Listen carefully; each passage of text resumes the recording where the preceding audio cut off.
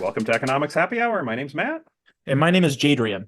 and thrilled to have you back with us for the first episode in February that we are dropping.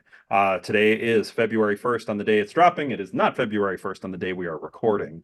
So, Jadrian, you've got a class schedule. What are you teaching this semester? I have two classes. So I'm very fortunate. I am on what is called a 2-2 teaching load. So I teach two classes in the fall, two classes in the spring, no classes in the summer. So I believe I'm on a 9-month or 10-month contract. I get paid every month, but in terms of working, I only work in the fall and the spring.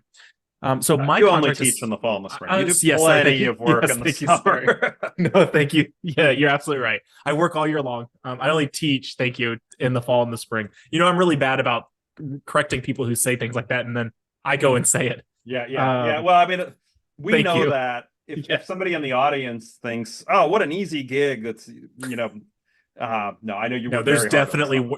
there's definitely work in the summer.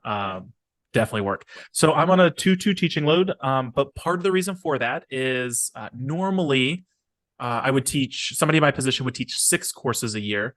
I do get one course off because I serve as the director of the undergraduate studies, or I serve as the director of undergraduate studies for the department. And so what that means is I basically, one of my courses is an administrative course release. Yep. Gives me time to help other students, help the department, things like that. And then the other course I get off is because I teach two large classes during the year. So our large classes count as 1.5. Okay. And so essentially, two of the classes is really counting as 3 classes. And so that's where that's coming from. That So makes my sense. large classes have between 500 and 600, depending on the semester. So Matt is making Oh my gosh. is always blown away by this number. I'll give you my full digits for my 10 years. So yeah, I have one section of principles of microeconomics that has 500 students in it or so. And then I'm also teaching a economics of crime course that has 25 students in it. So I have one big class, one small class. Sure. Okay. Yeah, those big numbers, they still baffle me. So And this, collectively, Matt, I do have the data. This is my 10th year teaching. I I'm saw this, over. but Yeah, I've heard, but our audience may not have. So yeah, 10 years of teaching at the university level. I am over. I should actually kind of be careful on how I phrase it because it's very particular what my data is. But the way I phrase it is I have taught slightly over 10,000 students. So I have just crossed that line yeah, after last semester. And the way that I count my students is I have given grades to 10,000 students, or I've uploaded grades for 10,000 students. I mean, I write students who drop. Sure. They're not in my data. I don't actually know how many students have enrolled in my classes, but in terms of, I've at least assigned grades to 10,000 students. That's So impressive. I teach about 1,000 a year Yeah, that's impressive. So on average. I don't have a class this semester, which I miss. Mm-hmm. I taught in the fall, and it's good. It's a balance. I think in our goals episode, one of the things as a dean is my time generally working should be things only a dean can do. Yeah. I do think it's important to teach now and then to make sure I stay connected with students. And if I hear things like, hey, students are a little different since COVID, probably valuable that I've been in the classroom. So Mm-hmm. I've got at least some firsthand experience and I do love it. So it's fun, but I do not have a class this term. Matt, I do have a question for you about that because I've thought about this in terms of how I present myself in my upper level courses. So I don't do this in my principles course because my principles courses largely they're not econ majors, but I do teach an upper level small elective economics course. And I did this last spring and I started class a particular way. And I'm curious if you do something similar. When I introduce myself, sort of that first day introduction, I say, look, Yep. I'm your instructor, Dr. Wooten. You'll always know when I'm emailing you about class, because I do a certain thing in my emails. I put the class code at the beginning of it so that way they know. But the problem is I also email them as econ majors representing the department as the director of undergraduate studies. And so I tell them at the beginning, sort of, I'm sorry, you're going to get lots of emails from me, right? I'm going to email you about when your assignments are due, but I'm also going to email you about internship opportunities. You need to know sort of which hat I'm wearing when I email you. Do you do something similar whenever, like, as the dean when you're teaching? Do you say do you say I'm Dean Rosu, or do you just say I'm Dr. Rosu? I tell them they could say doctor, professor, dean. I'm kind of whatever they, term of respect. Okay. Any of those three I'd be fine with. I haven't apologized for doing that, but no, I do send them some of the, I do send them those emails to from time to time, or hey, we've got this scholarship you could apply Mhm. for, or there's this great, you know, a few years ago, I would have emailed them as dean to say, we've got this great sports economist coming to talk. His name's Professor Wooten. You should come check him out. And So now actually I have a follow-up question then. I don't know if Susquehanna does this. yeah, Virginia Tech does. Um, do y'all have campaigns that encourage your current students to donate to the university? there is a day of giving. Yes. I Yep. will Giving Day. email the seniors Mhm. usually on the day of giving. And often I will say if you give It's usually a small $5. So those of you listening, we're not yeah, asking them for like thousands of dollars. It's yep, almost yep. The day always of giving is please small. give $5. Like Actually, what I tell them is if you give $6, uh, you can actually come by, show us you gave the $6, and we'll give you the business school shirt. The mhm. shirt costs us 5, which means if they're itemizing their deductions legally, they can't call all 6. I put that in there because legally I have to, but of course, none of these students are itemizing deductions at age 22. I mean, with no house and no mortgage and anything, but I do have to put that in there. I do email for that pretty small amount, but we try to build in. We talk to students about. I mean, at a private school, Mhm. a lot, and I mean it's the same at Virginia Tech too. Though all our students benefit because a lot of people have given money who have Mhm. never met them. Like the Yeah. scholarships they get, the fact that we have Bloomberg terminal access, that's because Mhm. an alum gave money that's paying for that. The alum has not met most of the students. So Yeah. we do talk about that and say, it's not required, but these people are making a difference in your lives. Down the road, it's not even just money, right? You could be at a place and you could think, I might want to mentor a student, Mhm. or Oh, there I may need be more. jobs or internships available. The mentoring aspect is so huge. I am so thankful that I have had an incredible number of former students that I feel comfortable reaching out to and saying, "Hey, can you spare 15 minutes to talk to one Yep. of my current students? They really want to do what you're doing, and you're the best person to tell them what it is." Yep. And I am always blown away by how many people are willing to do that, which I imagine they've probably never given money to their university, but I don't think they realize that by giving their time to a student, I Yep. don't want to say that they're making a bigger impact. That's maybe a bigger impact than a $20 donation would be. But the impact that has on that Huge one impact. student is Yep. is is huge. Yeah, and so from a administrator point of view, for those of who are listening, it's the irony of that is the people who give their time and are Mhm. already giving something, they are then more likely to actually give money too, Yeah, which yeah, is kind of an irony. But before we get too far, we should probably describe what we're drinking here. yeah. I'm So sure I you. am switching it up. Not doing a beer tonight. Actually, I even told you this a couple weeks ago. I'm building a bar cart. I've got stuff to make mixed drinks, but that would require me to prepare it before a meeting, Yeah. and I am generally rushing to Next run in time we have here. Brian O'Rourke on, we'll do The mixed. Brian, we're gonna have a panel of Brians. We need a third Yep. Brian. Yep. I am having a Cobbler Mountain Cider Company original honey cider. They are a cidery out of, and I'm gonna butcher these. I really need to learn Virginia towns. I'm gonna say Delaplane, Virginia. Um, Absolute. Like I've had this is probably my sixth cider from them. I got them in a mixed pack from the local beer store. Every single cider I've had, absolutely amazing. On Untapped, if you look these up on Untapped, Matt, Yeah. these are like 4.0 average ciders. Like That's a good cider. they're all really, really good. So original honey cider is what I'm doing today. Cool. And so it is February 1st, so I could say damp January is over. We're in January. I mentioned on the last episode, I'm trying to limit to one drink per day. This will be my alcoholic beverage for the day. A Melvin back into hazy IPA. Okay. A hazy IPA is fine. I got nervous because I saw the word black in front, and I was thinking like a black lager, and I was like, what would a black hazy IPA taste like? I was trying to mix together a black lager and a hazy IPA, and I was like, that sounds disgusting. That does sound pretty disgusting. Thankfully, no, this one Just a hazy. sounds and looks delicious. So, well, I like before it. we get started, then I guess cheers. Cheers, Matt. Mine's very clear today, so I forget. Mine is pretty hazy. So Yours looks like an IPA. So yeah, I'm going with apple juice. Adult apple juice is what mine is. apple juice. So Matt, actually, let me ask you one more question, and then maybe we could talk about. I mean, we're in the realm of money. We're going to talk about money today. I'm actually kind of curious. Have you ever checked to see if the students who have taken your class donate at a higher rate or amount than other students? Nope, never checked. You never checked. I don't even know if I don't even know that I have the data available to check, and it wouldn't be But my office. I would have to put in a request. exactly. So this is where I'm going, right? As a dean, you have the authority to request that. I actually Maybe don't. you have more authority to request it than just about any other faculty member in your college. Yeah, I'd feel a little uncomfortable requesting that, to be honest. Well, so the reason I ask, right, is I mean these students have made I think a connection with you in game Yep. theory, and I'm going to assume a positive connection because you're a great teacher, and we all I see this with alumni all the time, right? When they ask why do you give back to the university, and it's almost always they had really great professors. They had a great experience. They had a great experience, great professor, and so I'm more curious in the sense that because they have you and they were sort of they know you from the professor side of things. Yeah. Most students don't know their dean. That's true. I think Susquehanna might be different, but I have an extra level of credibility, I think, relative to the previous deans, and this is right. who were external. Whereas I did last time I mentioned doing a series on Curb Your Enthusiasm.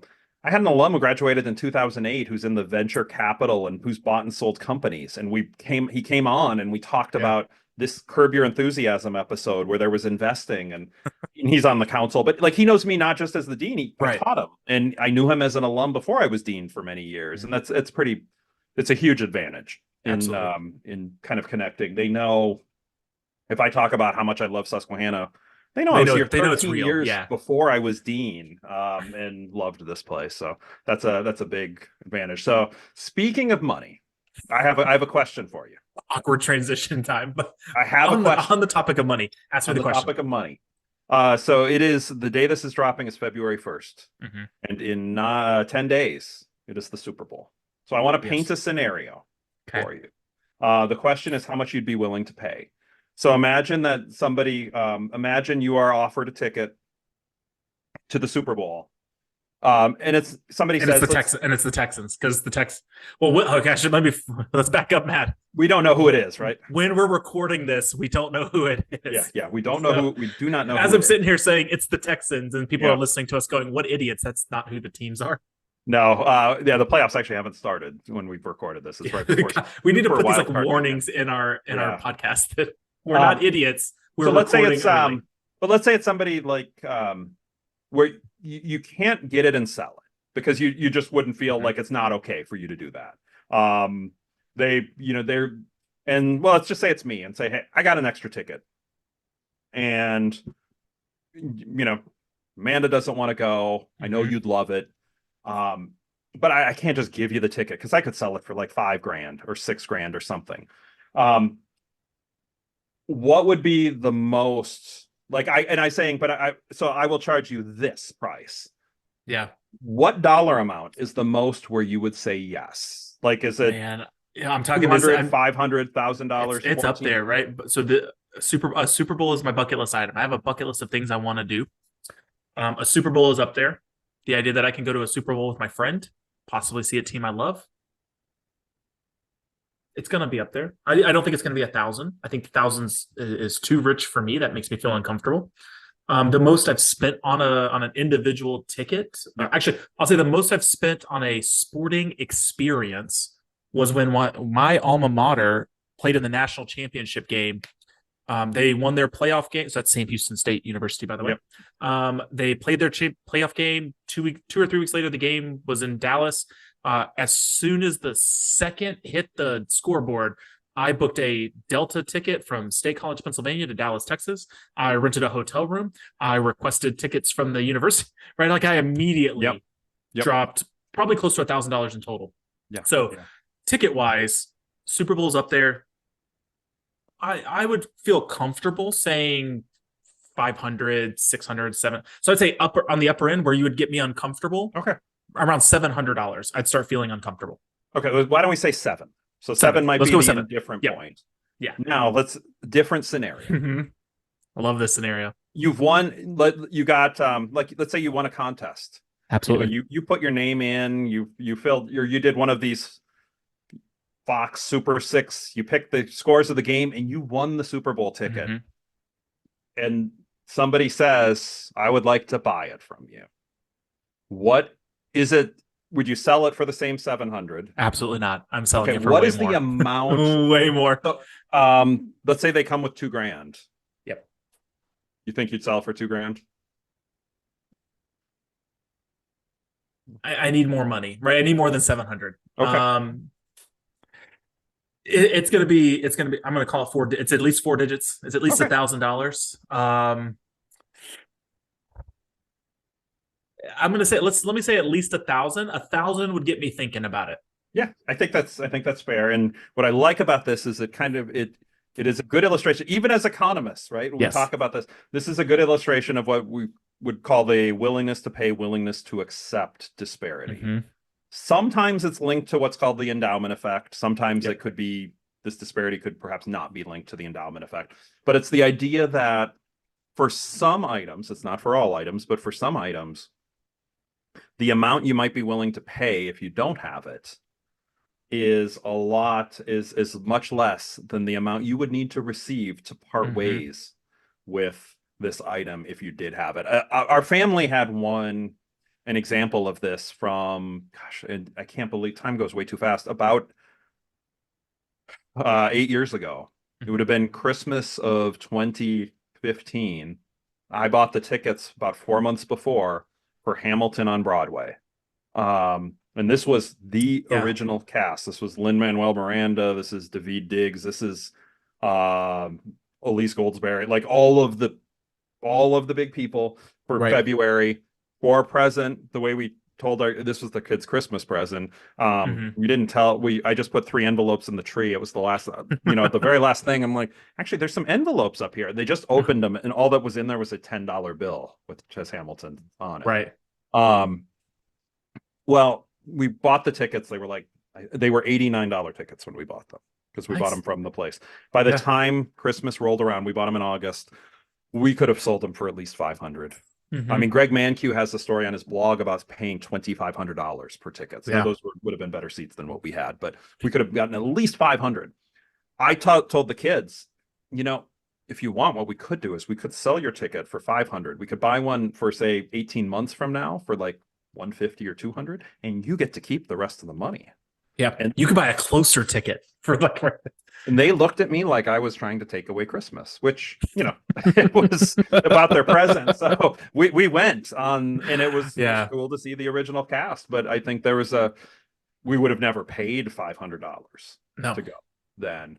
But we weren't ready to accept 500 Mm-mm. for those. No, so Matt, what's interesting. So you talked about the endowment effect. I think we should make sure we fully define that. The endowment effect is this idea that once you have been endowed with something, once you hold Yep. something, you have it, you behave very differently than if you need to obtain that item yourself. And so that's a lot of it comes down, at least what I've seen, at least, right? So this idea of the endowment effect is like as soon as you have it, you have this sort of aspirational or like this vision, right? So like as soon as you have the tickets, you see yourself sitting down at the seats, you see yourself clapping and in the moment, and then like those extra things add value. Yeah. Even though they haven't happened, you don't know that they're going to happen, right? Maybe you show up and it's like you just get an entire cast of seconds and it's the worst experience you ever had, but you don't assume that, right? When you have it, you act very differently.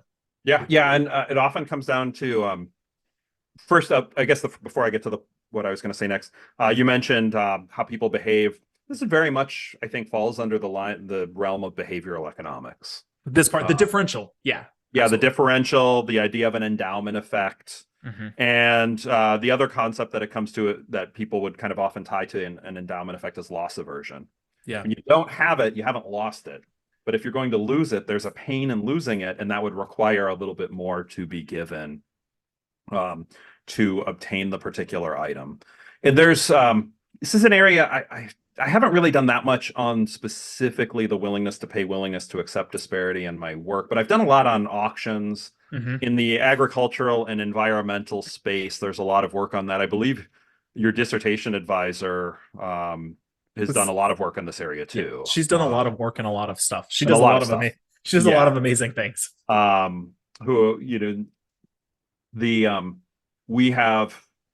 But with the auctions, right, that's a willingness to pay estimate. And then talked about a willingness to accept estimates. You could do auctions, and I've published actually a couple auctions that have been on the willingness to accept side, where we've taken something away, and Hmm. it's a little bit tricky because you have to figure out how would if there's a disparity, how would that affect things, and how would that affect the estimates we might be receiving. Um, we did one, and I'll just kind of sharing on the research where we wanted to value how much would people need to be paid to get a vaccine? Hmm. And this was pre-COVID shots. COVID was out, but there weren't COVID shots yet.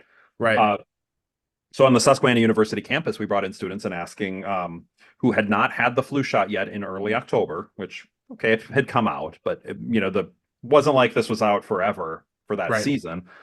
And we ran them through a practice auction where we handed them a Susquehanna University pen, and then we did an auction to get the pen back. Like, how much would you Yeah. need to be paid to give us this back? And then we did an auction to say, okay, next is a vaccine. The winner of this will be the person who submits the lowest bid, because we're going to pay. And much Hmm. like an auctioneer selling wants the highest bid, if we're going to pay, we want the lowest. And people submitted bids for how much they would need to be walked over immediately after to the health center to get the shot, to get a flu shot. Yeah.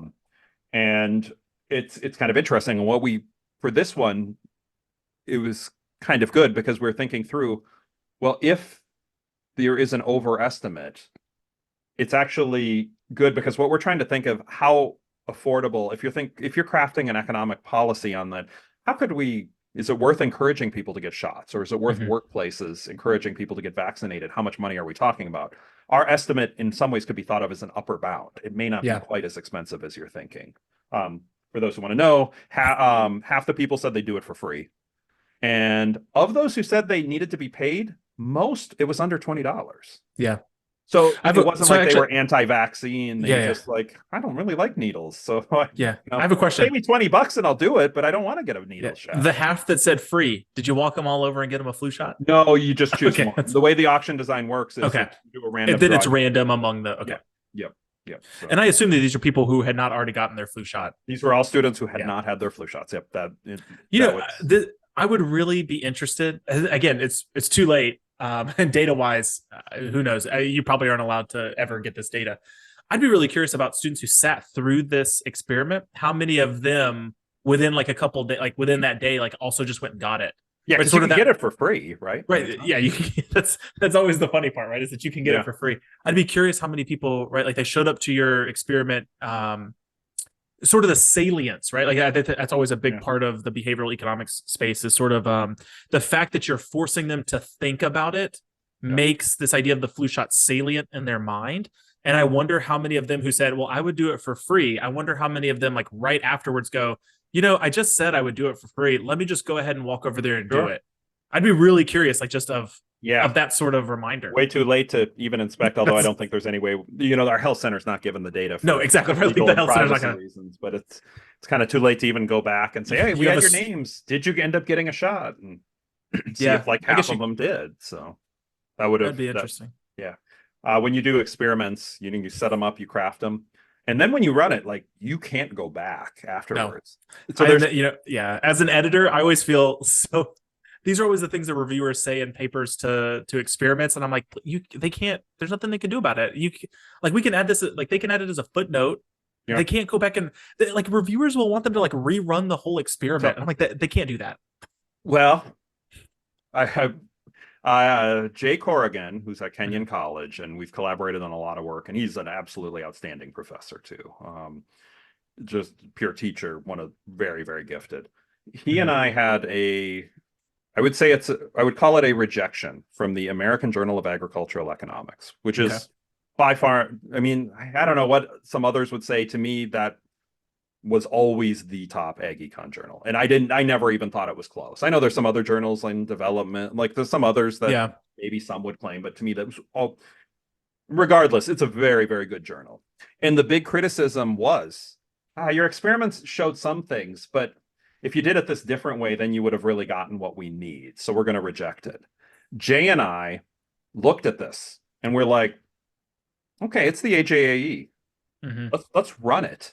and then let's resubmit it to the editor and say, I know it was rejected, but it was rejected on this grounds.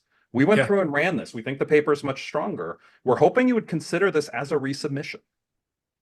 They accepted it as a resubmission. They took it in as a resubmission. The editors gave us feedback that wasn't rerunning it, and it got published.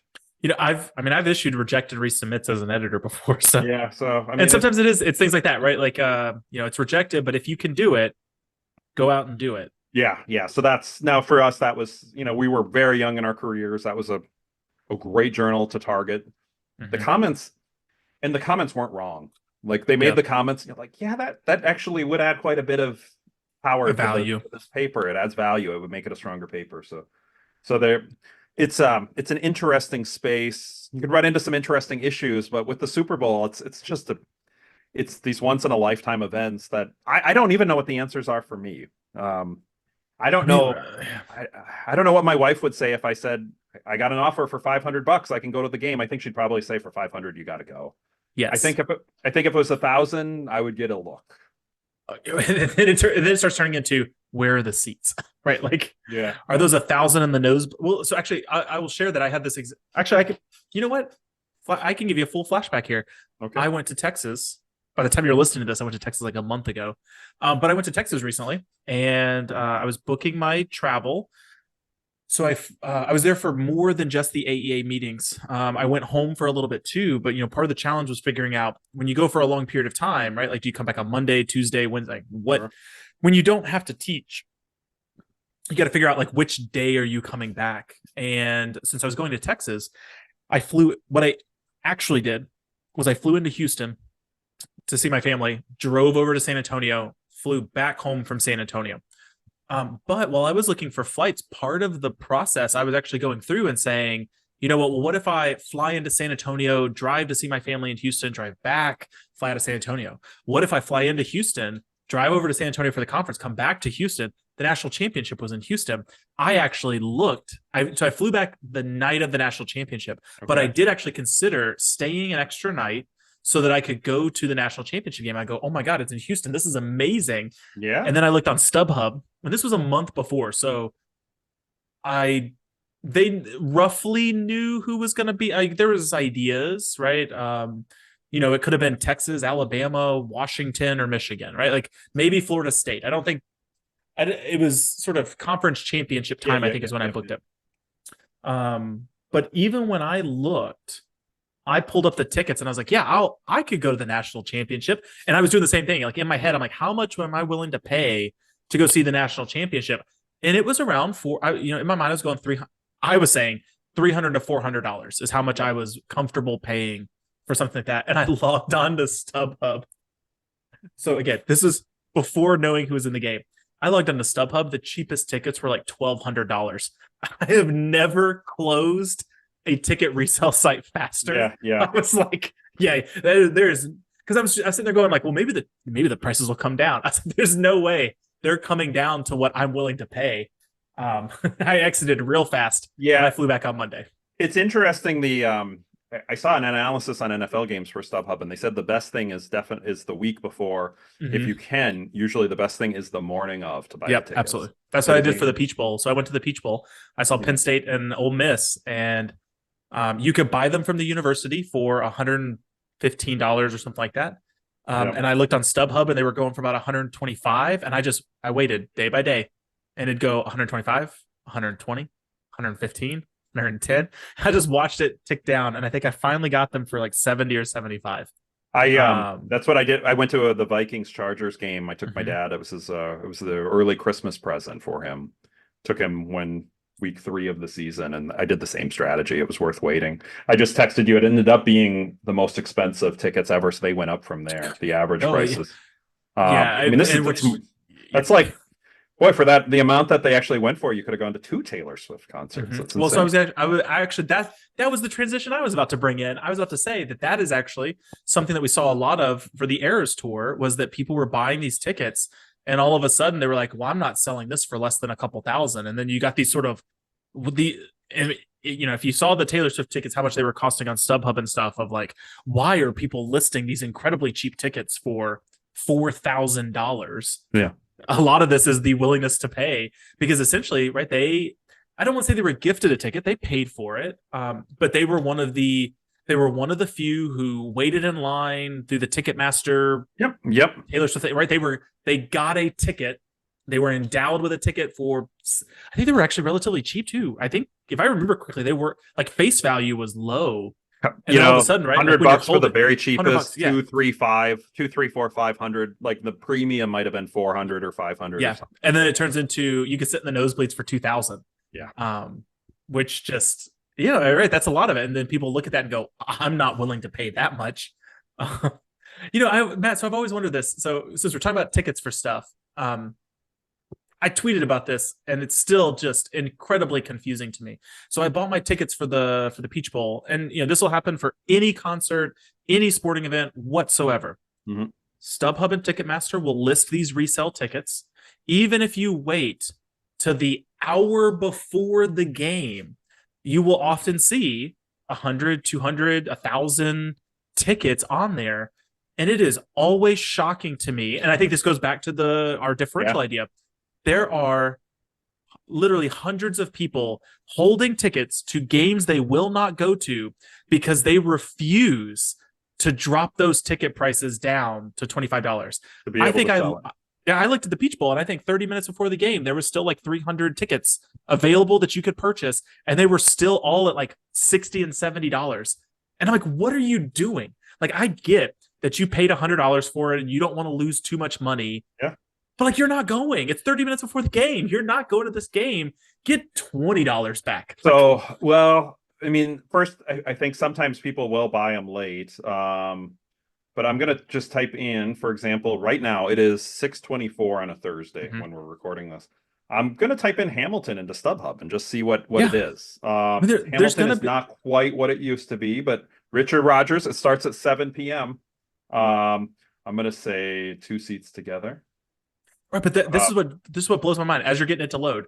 There are literally going to be dozens of people who do not go, and it's purely because they are not willing to sell for lower than some value. It's interesting here. So you could get 2 seats, Orchestra Center, row W. This is going to be cheaper than, actually it says partial view is printed on the ticket. It's still probably pretty great seats. I'm guessing like the part. Okay, so the you're on the side a little bit's cut off, but these are going to be row W. Okay, it's 24th row, but it's orchestra. 163 each. Now that is before the fees. Right. That is cheaper than list price. But this is it's cheaper than list. So this is actually a really good example, sort of, right? This idea that they have paid the list price, probably, right? Maybe they're part of a Broadway club and they're members or something. But well, let's assume they paid the list price. But it is like this willingness to sell, like this lower bound is so strong for people that this is where I'm going to say, as an observer, I'm like, why don't you do this? And then when I'm in that exact same position, I do the exact same thing. So I'm not certain. So first, there is 34 minutes left. There's only one other, and this one, there's only one other set of 2 for sale. And I will show the screen and I'll let you laugh at this before I tell people. Well, maybe I won't because I don't think you can see it. It just shows up as white, doesn't it? No, just white on my side. Yeah. The ticket price for the other 2, it's Orchestra Center. What row is it? It's Orchestra Center. Does it say the actual row on this other one? But they were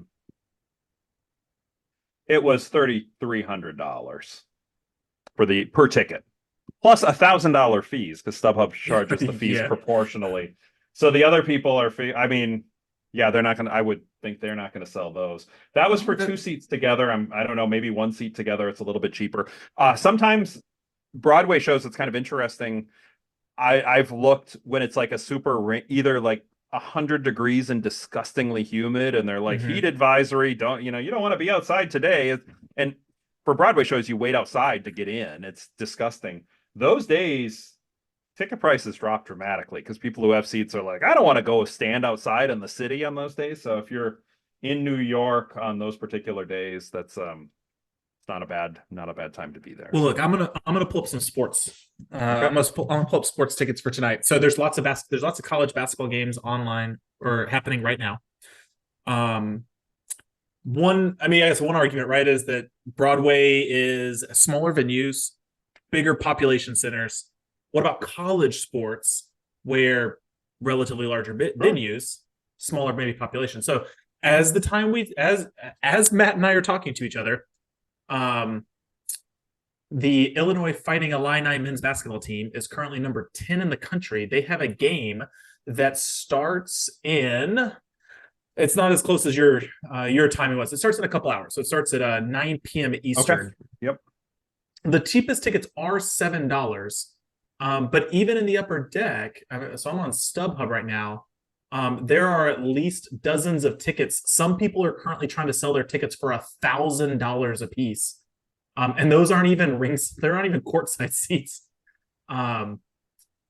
There are, I'll call them upper deck tickets, right? So there are upper deck tickets in the nosebleeds that are starting as low as $7, but some of these are $75 a piece. Yeah. I wish I could easily see how many seats are available. Well, you're trying to find that. One part where the economics comes into play on these. I mentioned the terrible weather. The Houston Texans, you can get a seat. You can get in for $100 right now for the playoff game. It is supposed to be one of the coldest playoff games ever in Kansas City. And I'm curious if my friend Dan Keister from Kansas State, who's a huge Chiefs fan, might be going. But you could get in playoff game versus the Dolphins versus Tyreek Hill, their former superstar that they traded away. You can get in for $45 for a playoff game. Like, that's so cheap. But just put on the layers. But you're going to endure some pretty brutal weather. Now, if you want to be in the lower level, I'm just typing in one lower level, you could still get a lower level good seat for under 200. That's lower level, like 50-yard line. Lower level end zone for 117. Yeah, but if you're willing to endure frostbite, you can get a good seat. But the weather, as an economist, we would predict these things, right? People would rather be seeing a game when it's 50 degrees than when it's 0 degrees. And demand, both the demand and it's a weird thing. The demand and the supply are kind of intertwined because fewer people are going to demand to want to go, but then some who have it will supply. They don't want to go. My 80-inch flat screen TV looks pretty darn comfortable right about now. Yeah. So that same Houston State game I told you about, I don't know if you actually watched that. Wait, where'd you do your undergrad? University of South Dakota.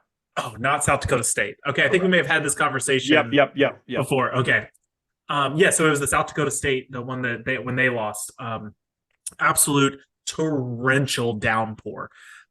Just it was so bad they had to do a storm warning halfway through and tell everybody to leave and go to their cars. It was so bad.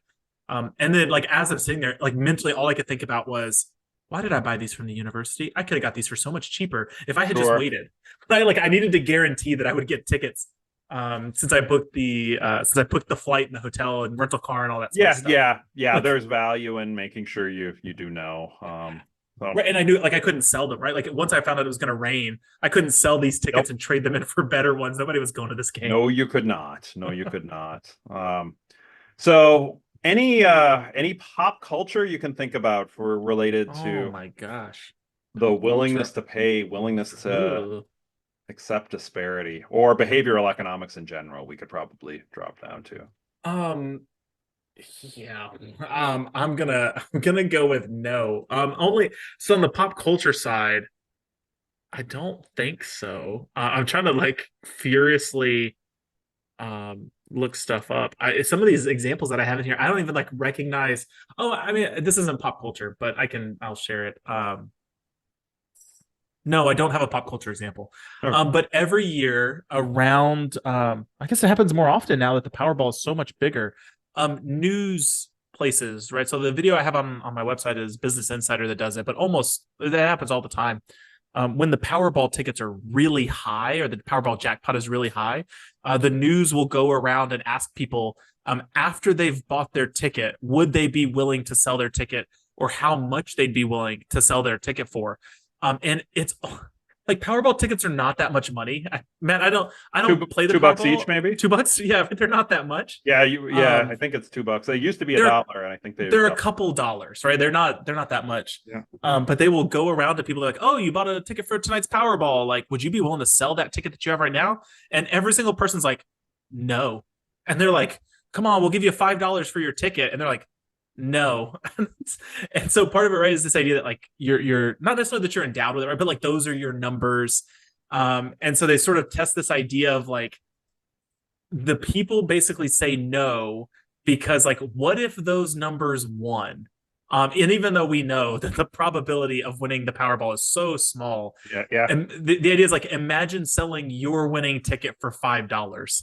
So if they allowed you to then take Yeah. a photo and go in and buy the other one, so you'd get half of the Powerball, You could have got half, yeah. then that's I mean, fine. they can't. They're allowed to, right? Like This is a weird one, right? If you they're sold them, they're a normal news organization. You can't, right? You could sell your ticket for $5. Go I back to the cannot store. fathom. And I mean, it's like I say this not joke, like because it's not a joking matter. I literally think like some people who would do like if they had a ticket and they sold it Mhm. for $5, I would literally be afraid for their safety. Like I mean, it's dead serious. Like in terms of like, please don't hurt yourself. Please do not inflict self-harm. If you found out that, yeah, you could have had $800 million, and Well, that's then the you idea, right? If you sell your ticket and then go buy another one, yeah, right, you'll correct. only get half the money. But then it's fine. If you didn't do that though, then I can understand. But they would still be mad, right? This idea that like I sold away half my money for $5. Yeah. Those people I think I wouldn't be worried about the self-harm part. I would literally be worried about self-harm if somebody knew, that they did that. No, So that's I'm an gonna count. interesting one. It's not pop culture, but I'm gonna count it as my pop culture, and I'll share it on the Yeah. Substack so people can watch it. No, I think that's a very good it's a good example. I don't know that I have a good one on the disparity either. The what I guess what I'll mention though is one, it's a little bit on pricing and bidding wars and willingness to pay, willingness to accept. And I've got an episode, and this is before I think this is where we're not that much different in age, but the 10 years makes a difference. Did you ever watch, other than me showing you some Family Ties? Alex P. Keaton, Michael J. Fox? No. I'm gonna say no. I've never watched Family Okay. Ties. There's an episode, it's season 3 of Family Ties. It's called the episode's called Four Rooms Ocean View, and I'm doing a video that's coming out on this at some point soon. We're gonna make a switch to the thumbnail, but she's the thumbnail. She's Expert. the guru who makes the great graphics. So and it all starts out, Mallory, the sister, crashes the car. She wasn't supposed to drive. Alex is in charge because the parents are out of town and gave her permission to drive. So they're all in trouble. Mhm. And they realize it's the homecoming game and there are no hotel rooms. So they decide to rent out the rooms. And it's just an interesting example of willingness to pay, willingness to accept. Eventually, the price gets high enough where the little kids start renting out their rooms, and they're like, "Yeah, you know what? We'll go to a sleeping bag on the floor to get an extra $100." It's, I don't know that it quite ties in exactly, but by the time this is out, that video may be out on YouTube. But if not, Okay. it will be out soon. So it's I'm posting it, and you can. So, Family Ties has some absolutely priceless episodes to it. Michael J. Fox is just an incredible actor, and the rest of the team was pretty good too. So This is where I'm guessing that as a child, Family Ties was not old enough to be on Nick at Night. So as a kid, I loved Nick at Night. Okay. In the summer, they would do these like marathons. Like Tuesdays were Bewitched, and Wednesdays were Happy Days. Correct. So those were the Nick at Night shows. I remember Bewitched, Happy Days, I Love Lucy, and Family Ties was just too new. Yep. When I was a kid, that it wouldn't have worked. Like they wouldn't have been on there. It was around the same age. I mean, it came out same time as it would have been. It was Like around the same time as Cheers and Cosby Show. And in fact, I think for a while, Cosby Show, Family Ties, and Cheers were the 3 shows in a row on NBC when they had their must-see TV lineup. Not 100% on that, but I'm pretty certain that those 3 for a time would have been the 8 o'clock, the 8:30, and the 9 o'clock shows, Eastern time shows. So anyways, that's interesting, and you can check it out. If it's dropped, we'll put a link in the description. If not, it's something to look for. It'll be coming. It will be coming. But well, hope that your cider was good. Got just a little left. I always try to save my last drink for you. So you're more considerate than I am, but I'll still say cheers with the empty glass. So thank you to everybody for listening. Please, we appreciate that you listen to us. A review, 5-star ratings are always helpful. More people might likes, find it. shares, subscribes, put it on your social media. We know, actually, I'm going to say this. There are teachers out there listening to us right now, and they have made it all the way through this video or this audio because they've listened to every episode. You are in a Facebook group for other high school economics teachers. Drop the link. Help us out. Let other people know. We would appreciate it. So any sort of sharing is great. Matt and I love it. That would be awesome. That would be awesome. So yeah. So thank you, everybody. Cheers. Cheers.